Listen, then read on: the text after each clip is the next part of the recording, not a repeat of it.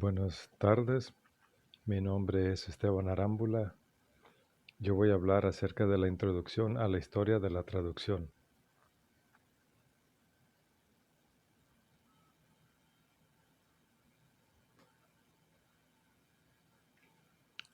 Comenzaré hablando acerca de un traductor llamado Martín Lutero. Martín Lutero fue un personaje muy importante para la traducción. Él era un religioso. Él fue el precursor de la religión alemana, protestante en Alemania. A él se le atribuye el protestantismo. Una de las cosas que Martín Lutero hizo es que él tradujo toda la Biblia, pero primero tradujo el Nuevo Testamento y después el Antiguo Testamento, el Viejo Testamento. Um, los tradujo del griego al alemán. Um, Martín Lutero tradujo solo el Nuevo Testamento y el Viejo Testamento lo tradujo él con ayuda de otros colaboradores que tuvo. Mm. Eh, Lutero, cuando quiso traducir la Biblia en su totalidad, con el Viejo y el Nuevo Testamento, lo quiso traducir a un alemán que fuera entendible para todo el país. La cuestión es que en Alemania había diferentes dialectos del alemán y eso era un obstáculo para que la Biblia llegara a todo el público en general por la cuestión de los dialectos. Así que Martín Lutero lo que hizo es que, pues él siendo traductor, también hizo trabajo de lingüista, hizo trabajo de campo, ya que fue a observar en las comunidades, en las ciudades, en diferentes lugares, diferentes locaciones. Fue a observar, a ver cómo es que la gente hablaba, cómo usaban el lenguaje, ese dialecto en particular. Así lo hizo con varios dialectos y a final de cuentas él pudo formar como por decirlo así, un alemán estándar o un alemán homogéneo, tomando de los dialectos que él escuchó, para que así su traducción pudiera llegar a todas las personas y no nada más fuera familiar para ciertas personas de algún dialecto y para otras no, sino que parejo para todos. Esa es una de las cosas importantes que también hizo Lutero, porque sentó las bases de lo que conocemos como el alemán hoy en día, la lengua alemana, el idioma.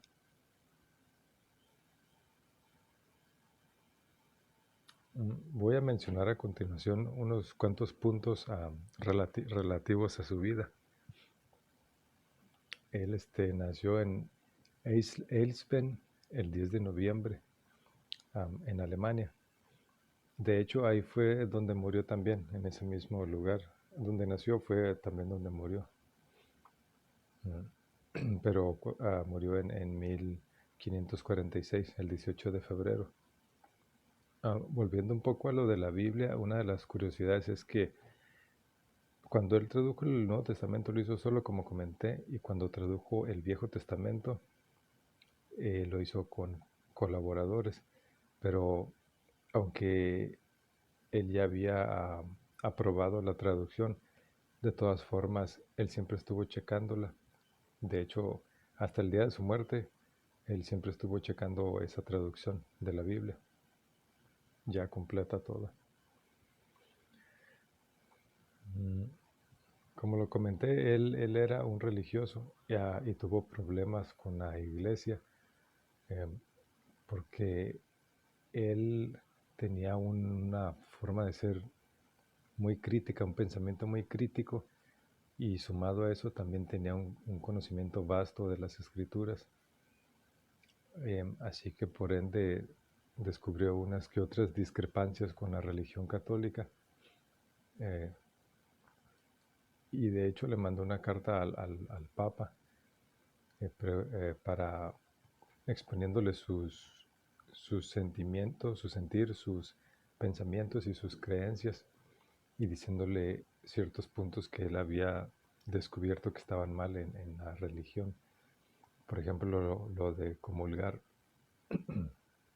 perdón, lo de las indulgencias, porque los sacerdotes vendían las indulgencias y él veía que eso estaba mal. De hecho, en 1517, él escribió las 95 tesis hablando sobre eso, las indulgencias. Fue un sermón acerca de la indulgencia y la gracia. Es curioso lo de las 95 tesis porque él, después de que mandó la carta al Papa, fue y clavó la tesis en las puertas del Vaticano. Y por ende, después de todo eso, de la carta y de que clavó la tesis en las puertas del Vaticano, lo mandaron a citar para un juicio, para una audiencia, para que compareciera ante los sacerdotes y el Papa y los religiosos de ese entonces, en la cual querían que él se retractara de las 95 tesis y de todo lo que él estaba haciendo, toda la revuelta, la revolución que estaba haciendo respecto a las creencias, porque a los religiosos no les convenía, no les gustaba, no era conveniente para ellos y no quería que estuviera influyendo a las personas. De hecho, todas las publicaciones de Lutero las prohibieron. Desde el Vaticano las prohibieron, de ahí venía la orden. Bueno, volviendo a la audiencia, lo del juicio, el Papa y los religiosos querían que Lutero se retractara, pero él era una persona crítica, como lo comenté, y él no quiso ceder porque él vio que había cosas que estaban incorrectas en la religión, y él dijo, no voy a ceder, no me voy a retractar. Lo que pasó fue que lo excomulgaron y pues ya no formaba parte de la Iglesia Católica, y también eso fue algo de lo que tomó mucho peso, cobró mucho peso para que desde el Vaticano y todos los religiosos se diera la orden de que ya no leyeran ninguna publicación de Lutero, porque lo tachaban de hereje, de blasfemo y todo eso. Bueno, como lo comenté, uno de los puntos rápidos es de que él viajó cuando todavía estaba con la religión católica, que no lo habían excomulgado. Él había ingresado a la orden de los agustinos. También él tuvo un viaje oficial en peregrinación a Roma. Él de hecho era bien estudiado, era una persona educada que tenía estudios y aparte había hecho un doctorado en teología.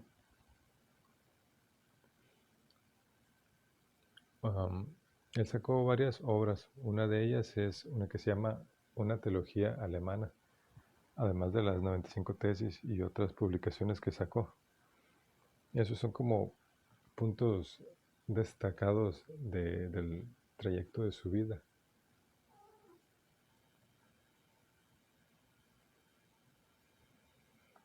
Ahora voy a tocar otro sesgo del tema de los traductores y los intérpretes, en este caso basado en la traducción. Voy a mencionar algunas teorías.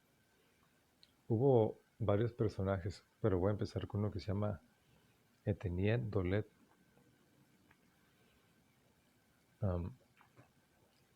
Él decía que había 5 principios, 5 aspectos en los que se tenía que basar la traducción. Él sacó una publicación que se llamaba La manera de traducir bien de una lengua a otra. Las 5 cuestiones que él planteaba es que el traductor debe entender el sentido y el tema del autor. Debe saber bien cuál era la intención del autor, qué es lo que el autor pretendía. Y también puede tener el traductor puede, aparte de saber lo que el autor pretendía transmitir en su obra, también el traductor tiene la libertad de cambiar unas que otras cositas si lo ve necesario. Por ejemplo, para aclarar dudas, oscuridades, ambigüedades, cosas que no quedan claras. Aparte de entender el texto, debía conocer la lengua original y la lengua meta. Las tenía que conocer perfectamente bien para hacer una buena traducción, una traducción que no fuera escueta, que no fuera pobre en su vocabulario. El tercer punto es que el autor nunca se debe someter al texto para estarlo traduciendo así, tal cual, palabra por palabra, perdón, así como al pie de la letra, tan literal. También él decía que en la manera de lo posible se tiene que evitar los extranjerismos, las formas raras, inusuales y los neologismos. También decía que la traducción debe ser elocuente, debe estar entrelazada, los términos deben estar bien definidos para que el texto sea ameno, sea armónico y para que no pareciera que fuera una traducción. Otro personaje es John Dreyer. Él también manejaba sus teorías, sus formas de traducir, así como el anterior y los demás que voy a tocar. Cada quien tiene sus propios métodos o formas, principios o maneras en que basarse para hacer traducción.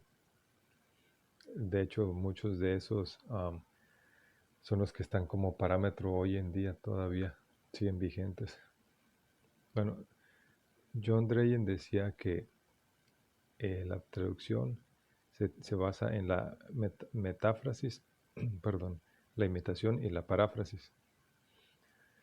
La metáfrasis era traducir palabra por palabra, lo que se conoce hoy como traducción literal. Es hacer una traducción tal cual. La imitación, como la misma palabra lo dice, ahí se toma la libertad de variar las palabras y el sentido del texto en la medida de lo posible. Es como nada más imitar el color, la esencia del texto original a la lengua meta. La paráfrasis, que es lo que comúnmente se usa hoy en día, la paráfrasis es cambiar las palabras y también, si se requiere, pues cambiar frases completas, no nada más palabras. Pero la cuestión es que no se pierda la esencia, el sentido, la intención de lo que el autor original quería decir, quería transmitir. Debe ser fiel al sentido original.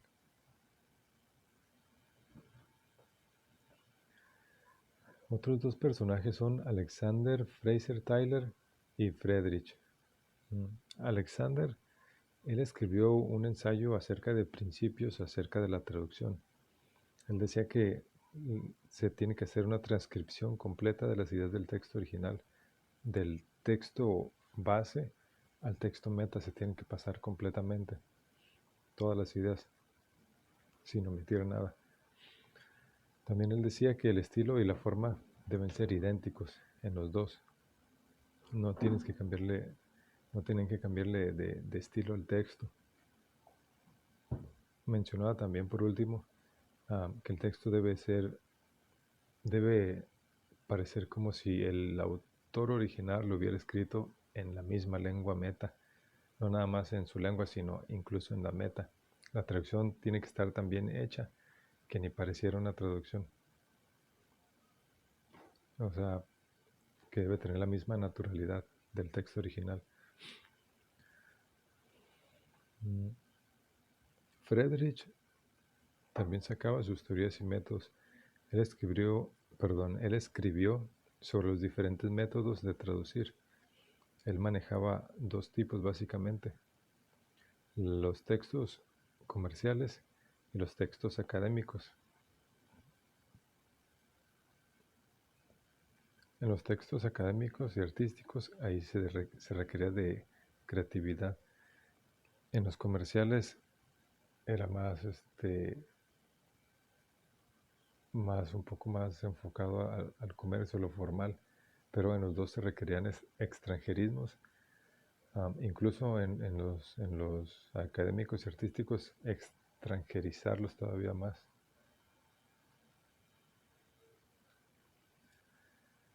Voy a hablar un poco ahora remontándome al tiempo antaño aquí en Latinoamérica. No Estados Unidos ni Canadá, sino Latinoamérica, Hispanoamérica. Voy a hablar de un libro que se llama La Gramática, que lo escribió Antonio de Nebrija.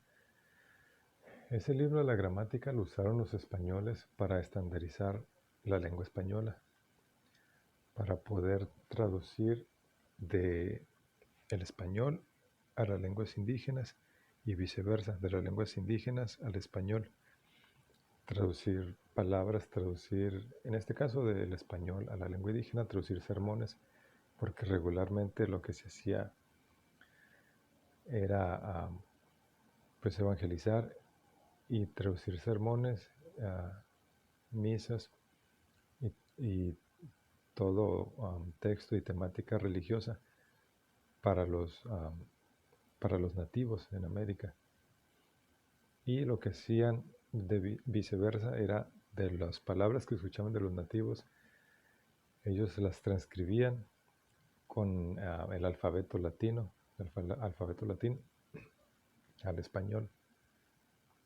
Porque con excepción de los mayas y los aztecas, muchos de los grupos en América Latina no tenían un sistema de escritura, se basaban en nada más sonidos, en el habla, comunicación verbal, oral.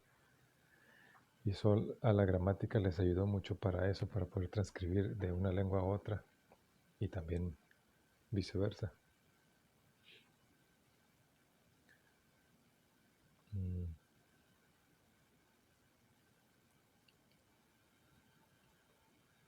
Ahora voy a comentar un poco de unos traductores que, si bien no son de habla hispana, son anglosajones, pero jugaron un papel importante para que la literatura hispánica se pudiera esparcir en el lugar donde ellos residían en Estados Unidos. Una persona es Gregory Rabassa. Él tradujo 100 años de soledad de García Márquez. Lo tradujo del español al inglés. También tradujo a otras obras de otros autores, como de Vargas Llosa, de Cortázar y de José Ledesma Lima. Otra de las personas que también fue un gran apoyo para la literatura hispana en el mundo anglosajón fue Edith Grossman. Ella tradujo la obra de Cervantes, Don Quijote. Y como lo comentaba, ellos traducían para que de la cultura hispana y de la esencia de los hispanos llegara a la cultura de Estados Unidos.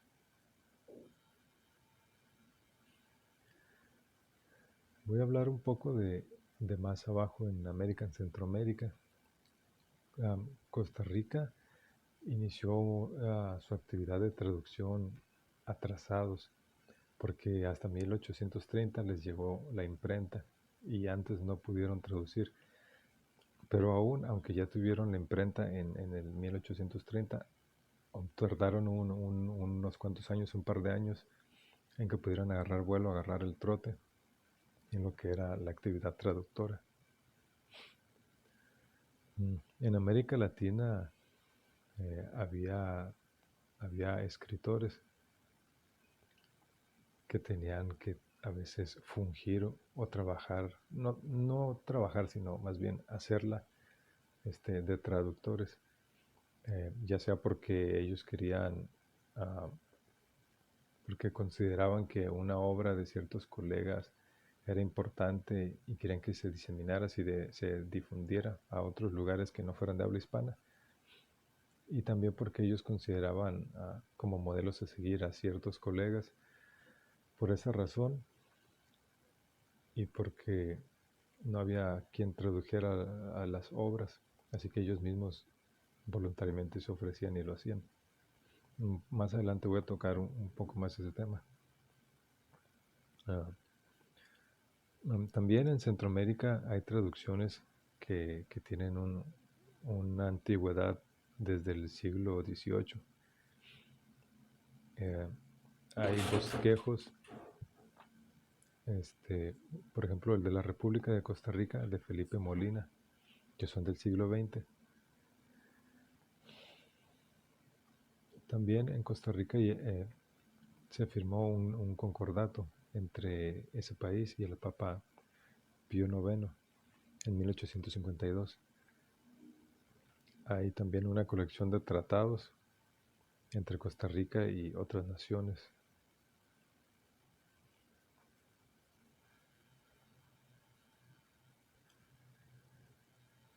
Volviendo un poco atrás, lo del bosquejo de la República de Costa Rica, de Felipe Molina, fue algo curioso porque esa fue traducida al francés, al inglés, y ya después para una comunidad de costarricenses allá en Berlín, que residían en Berlín, fue traducida al alemán.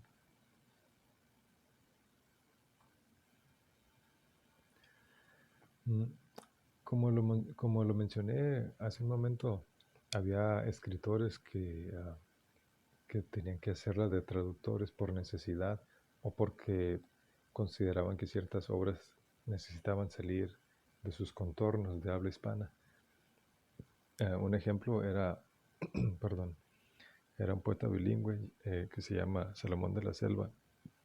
Él tradujo al idioma inglés varios poemas de Rubén Darío, o Roberto Brenes, que tradujo El pájaro azul, de Maurice Maeterlinck. También tenemos, por ejemplo, a Miguel Ángel Asturias, que tradujo Necresón de Jean-Paul Sartre, o José Coronel Utrecho, que él traducía poesía contemporánea de Estados Unidos.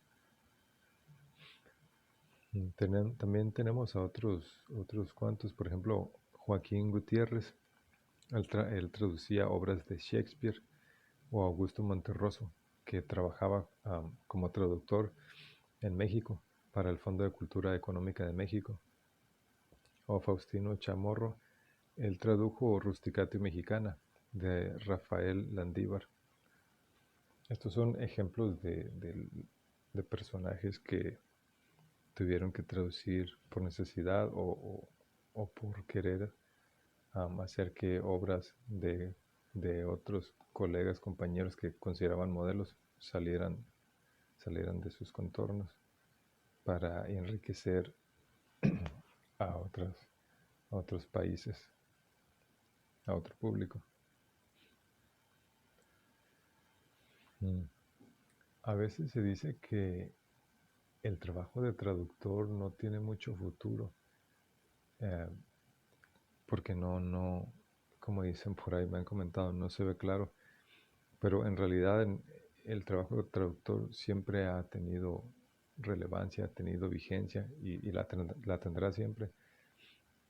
Y hoy en día es un trabajo, una labor, un oficio que se puede realizar y se puede vivir de él, y de hecho se necesita, independientemente de lo que fuera, se necesita la traducción. En Latinoamérica el trabajo para traducir está garantizado por el comercio, por la tecnología, el campo literario, la industria, en cualquier rubro y de cualquier índole, todo eso está en auge. Y aparte las relaciones entre naciones, entre países que hablan lenguas distintas, está más latente hoy en día, sobre todo por todas las redes sociales. Así que en conclusión, la traducción sí es un trabajo que se puede realizar y puedes vivir de él. Y es un trabajo bonito porque une a culturas, une a comunidades, a personas que se quieren comunicar o que quieren comunicar algo. Y si no saben la lengua, no es problema mientras tengan quien les traduzca, quien les ayude. Y eso sería todo de mi parte. Gracias.